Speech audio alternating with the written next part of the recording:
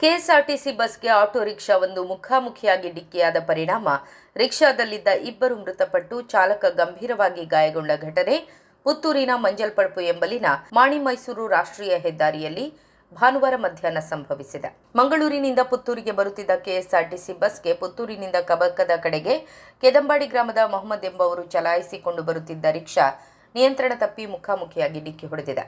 ಡಿಕ್ಕಿಯ ರಭಸಕ್ಕೆ auto rickshaw ಪಲ್ಟಿಯಾಗಿದ್ದು, ರಿಕ್ಷಾದಲ್ಲಿ ಪ್ರಯಾಣಿಸುತ್ತಿದ್ದ rickshaw ಚಾಲಕ ಮೊಹಮ್ಮದ್ ಅವರ ಎರಡನೇ ಪತ್ನಿ 49 ವರ್ಷದ ಜಮೀಲಾ ಹಾಗೂ ಆಕೆಯ ಪುತ್ರಿಯ ಪುತ್ರ 5 ವರ್ಷದ ತಬ್ಸೀಬ್ ಮೃತಪಟ್ಟಿದ್ದಾರೆ. ರಿಕ್ಷಾ ಚಾಲಕ ಮೊಹಮ್ಮದ್ ಗಂಭೀರ ಗಾಯಗೊಂಡಿದ್ದಾರೆ. ಘಟನೆಗೆ ಸಂಬಂಧಿಸಿ ಪುತ್ತೂರು ಸಂಚಾರಿ ಪೊಲೀಸ್ ಠಾಣೆಯಲ್ಲಿ ಪ್ರಕರಣ ದಾಖಲಾಗಿದೆ. ಅಪಘಾತದ ಭೀಕರ ದೃಶ್ಯ ಸಿಸಿ ಕ್ಯಾಮೆರಾದಲ್ಲಿ ಸೆರೆಯಾಗಿದೆ.